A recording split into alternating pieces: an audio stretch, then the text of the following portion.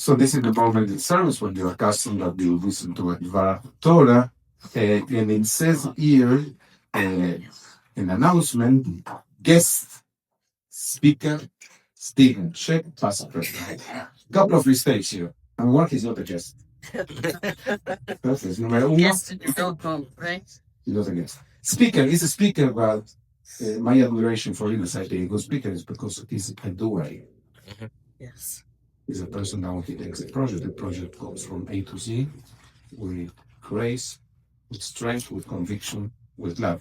You know, there is a, I don't use ChatGPT on Shabbat, so came out to me yesterday night, but I couldn't check the source. It says, Ein Navi Beiro. It means there is no prophet in his town. Nobody said, he was born in Miami. Well, Argentina, I don't think it's the king. There's one person who was born in Miami has the respect of the entire town, and is a person who can enter in every building after respect and enter in every Jewish organization, and they want him as a leader. And he's a person that when he speaks, people listen, and when you see all of his children look at him with respect and as a compass of what's the right thing to do, this is still in check. We are so pleased to having another role, past president. For me, always the president, the person who devoted replaced is a president. So muchos mistakes here, but the one no mistake is that he's our still shape. I think he's a sort of Torah. Now, why are we having him today as a doers speaker? Because he just led a mission with representative from the Florida House. I will name them because some of them are online. And first, thank you for the effort, thank you for the commitment. And Stephen came with a report showing that your loyalty to the truth and to Israel is really admirable. So thank you, all of you.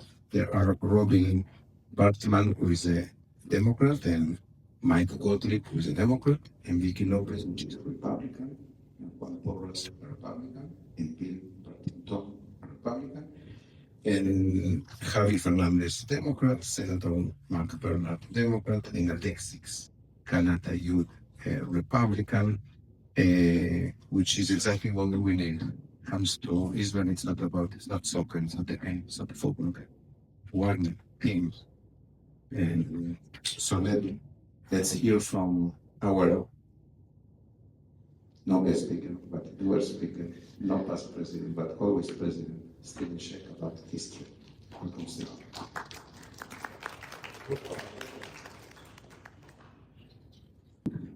What you get for being a doer speaker. So thank you, Rabbi, for your introduction and for always inspiring me to just make a difference in our community. It's not part of my speech, and he kind of knows the story, but I always like sharing the story about Rabbi. Last night I spoke here at Beth Torah, and he introduced me as well, and kind of like made me tear up before the speech. So I was thinking last night when he makes me tear up before today's speech, I have a story back at him. A bunch of years ago, around 10 years ago, we had a Beth Torah trip to New York. One of our congregants' kids were in Fiddler on the Roof on Broadway. And so we went as a group. We had like 20 of us that were there. And so we went and saw Fiddler on the Roof, had dinners, and we had nice tours of New York. And then for Saturday morning, we were there for a Shabbat. We made an announcement. Whoever wants to come to do a shul hopping tour of Manhattan, come downstairs at 9 o'clock and walk with Rabbi Royston. Of course, I got dressed. I'm so excited to have this moment. And I get there, and of course, Rabbi Royston is there, and I'm there, and Shah. That's it. And it's just the two of us. And so literally for the next 4 hours, I got to walk around New York City with my rabbi. It was Colin Rabbeinu, our rabbi. And we literally went from shul to shul. We went to a Reform shul, a conservative shul, an Orthodox shul, and just kind of went back and forth and getting to walk and, not using our phones and just learn about your history and one of my kids is here, so I can't say it's one of the best moments of my life, but I consider it one of the top experiences that I've ever had with you. And so next time you want to go shul hopping and no one else wants to go, I am your man. So thank you. So it's a privilege to address you at Beth Torah Betty Rock campus, a place where tradition and togetherness flourish. As a past president, although I'm not a past president anymore, I'm just a president forever. I'm the Gabbai, and most importantly, I'm the first gentleman of this beloved synagogue. I am continually inspired by our congregation's warmth and resilience. As I look out across our chapel, it says sanctuary, but as of this morning, we didn't have air conditioning, so what do we do in Beth Torah? We pivot, we make it work. But don't worry, the cholent is still doing fine. I know people were worried. They're still cholent, and it's going to be great. So I'm filled with gratitude for the sense of community that binds us together. In times of both celebration and challenge, it is this very spirit of unity that sustains us. This morning, I wish to offer words not only of thanks, but of inspiration, drawn from recent experiences that have broadened my perspective and deepened my resolve to serve our community. It is a true honor to stand before you this morning and share reflections on my journey last week. We just got back this Wednesday morning. So it's a mission to Israel with Florida state legislators. On this Shabbat, as we gather in the spirit of rest and renewal on the first Shabbat of Elul, I'm reminded that every journey, whether spiritual or physical, shapes us as individuals and as a community. As Rabbi mentioned, this transformative trip was coordinated by the Jewish Community Relations Council, or the JCRC, a division of the Greater Miami Jewish Federation. I'm honored to be joined by Jenny Person, who is the community coordinator, community relations manager. It sounds cool. And I'll get into actually what she does in it. She actually creates these relationships, not just with politicians, but with people from other communities, the Latin community, the Asian community, the Black community, LGBT. And so it's so great that we have her and her husband Pine here this morning. So the JCRC tirelessly advocates on behalf of our Jewish community, building vital relationships with state and local legislators, Miami-Dade school board members, and broad coalitions with other groups, including the Latin, LGBT, Black, and Asian communities. That's what Jenny does. As chair of the JCRC, I am deeply honored to play a role in strengthening these connections and amplifying our collective voice. Our itinerary took us from the vibrant city of Tel Aviv, where the energy and innovation set the tone for our mission, to the Gaza envelope, the region on the border of Gaza, where we witnessed firsthand the resilience of communities living with uncertainty and threat. From there, we traveled north, immersing ourselves in the diverse landscapes of the Galilee and the Golan Heights, and meeting with local leaders who shared stories of coexistence and security challenge unique to that region. Finally, we concluded our journey in Jerusalem, the eternal city, where history, faith, and hope converge. It was here, walking the ancient streets and praying at the Western Wall, that the lessons of our mission came into sharpest focus. People have asked me, who gets to go on this mission? And if they are already pro-Israel, why do we need to take that if this is not an inexpensive trip? The simple answer is that witnessing Israel's vibrant culture and history firsthand allows participants to forge a deeper emotional bond with our homeland, making their stories resonate even more powerfully when shared with their colleagues and constituents. Among the many impactful moments, I want to highlight several that remain vivid in my memory. On our first night, we met with hostages and hostage families to learn firsthand about the painful experience in Gaza and their continuing battle to bring the remaining, now 48 hostages home. This number was lowered yesterday after the bodies of 2 hostages were recovered in Gaza by the IDF. Ohed Ben Ahim, one of the hostages we met, spent 491 days in captivity and lost 77 pounds. He shared a cell in the tunnels below Gaza with 6 other hostages that measured 65 square feet. That's around 1.5 times the size of a king-size bed. So think of a king-size bed, add a twin next to it, And that's where 6 people, that's the size of the room that 6 people were in for a year and 4 months or so. So another poignant visit was to kibbutz near Oz, which we're going to visit on our trip as well. There we witnessed the resilience of a community deeply scarred, where 25% of the 400 residents were either murdered or kidnapped on October 7th. This includes Shirin Bivas and her beautiful boys, Ariel and Kafir. The pain was palpable, but so too was the spirit of hope. At the Nova Festival site, we met Rami Davidian, an Israeli farmer credited with rescuing 750 people on October 7th.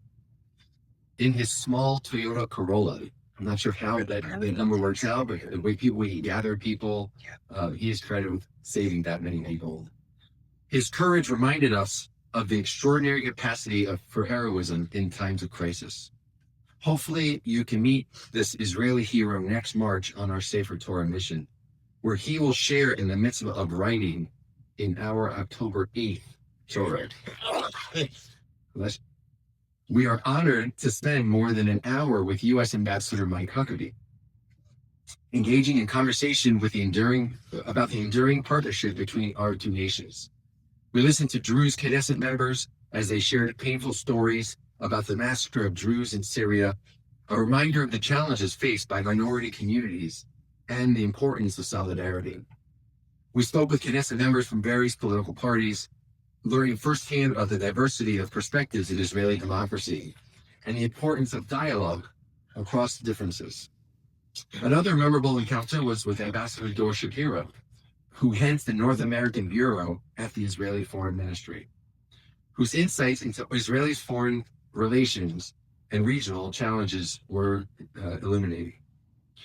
As most of the participants were Christian, we had actually one of the members is Jewish, but we visited several holy sites important to the Christianity: the Church of the Holy Sepulchre in Jerusalem, the Mount of the Beatitudes, where Jesus delivered the Sermon on the Mount, the city of Magdala, the birthplace of Mary Magdalene, and the ancient city of Capernaum, a place steeped in both spiritual and historical significance, which became the heart of Jesus' ministry, a living testament to the faith that continues to inspire countless pilgrims today. Through all these encounters, I was reminded of the importance of building connections and advocating for our community, not only within Jewish circles, but in partnership with Miami's diverse communities. The work of the JCRC reflects our commitment to fostering mutual understanding and standing in solidarity with all who face adversity. Throughout our travels, I witnessed remarkable resilience and compassion found in every corner of Israeli society, from government offices to hospitals, to schools, businesses, and places of worship. Each story echoed our own congregation's journey, one marked by hope, faith, and the promise of renewal. On this Shabbat Shoftim, when we learn about how to bring justice into the world, I reflect on 3 guiding values: Hakarat HaTov, recognizing the good in others. Every meeting was a chance to see the divine spark in another person. Tikkun Olam, preparing the world. Our advocacy, whether in Florida or abroad, must be rooted in justice and compassion. And Ahavat Israel, love of Israel and the Jewish people. This mission reaffirmed our ancient bond with the land and the people of Israel. So you may be asking why these relationships are so important. Many people know about AIPAC and their crucial work in strengthening relationships in Washington, D.C., such as organizing policy conferences, meeting with lawmakers, and advocating for legislation that supports U.S.-Israel relations. The work JCRC does, engaging with state legislators, is crucial because these leaders play a pivotal role in shaping and supporting legislation that combats anti-Semitism. Their involvement is essential in securing funding for security grants and Holocaust education, which are vital for protecting communities and preserving the memory of historical atrocities. By working closely with state legislators, we can ensure that the necessary resources and policies are in place to address these critical issues effectively. Their support can lead to meaningful change and a safer, more informed society. So what does this mean for us gathered here this Shabbat morning? First, our Jewish story is global. Whether in Florida or Israel, we are part of a tapestry that threads across continents and centuries. Second, this journey is an invitation to engage. We can foster understanding between communities, Jewish and non-Jewish, local and international, by reaching out, listening, and serving. Advocacy, dialogue, and partnership are not distant ideals. They are the daily work of our lives as they are for the JCRC. Lastly, I want to highlight an essential truth. Israel cannot be a political football passed back and forth as a point of contention between Republicans and Democrats. The bonds of friendship and support we cultivate for Israel must transcend party lines. In these complex times, it is more vital than ever that our advocacy is rooted in building connections across the entire political spectrum. Only through genuine engagement with people of all perspectives can we ensure that the relationship between our community and Israel remains strong, enduring, and above partisan divisions. During our closing session in Israel, I told the mission participants that this was my 18th or high trip to Israel, noting that 18 symbolizes life. I highlighted how their work in Tallahassee impacts the lives of Jews across Florida, improving security at Beth Torah Benny Rock campus, fighting anti-Semitism, and expanding Holocaust education in public high schools. Continued support and engagement with state and local politicians are essential, and this mission to Israel marks the cornerstone of that ongoing effort. If you're interested in participating in our engagement initiatives, you are cordially invited to attend our annual Israel Day at the Capitol in Tallahassee next January. We have a date, January 26th and 27th. It's really a lot of fun, and it's amazing to actually go there. And just for those of you who got and engage with people in DC, it's the same thing. We go from office to office, we split up, and this past year, we had legislation that got passed that helped combat anti-Semitism that was passed because we went to Tallahassee and advocated for those bills. So I close with gratitude for the opportunity to represent our community and serve as chair of the JCRC, for the privilege to visit Israel, and most of all, for each of you. May the lessons of this journey inspire us to pursue justice, peace, and friendship across all borders. As we continue our prayers and celebrations, let us hold Israel in our hearts, pray for the return of all the hostages, honor our role as builders of community, and step forward together, guided by light and love. Shabbat. Amen. Shukra.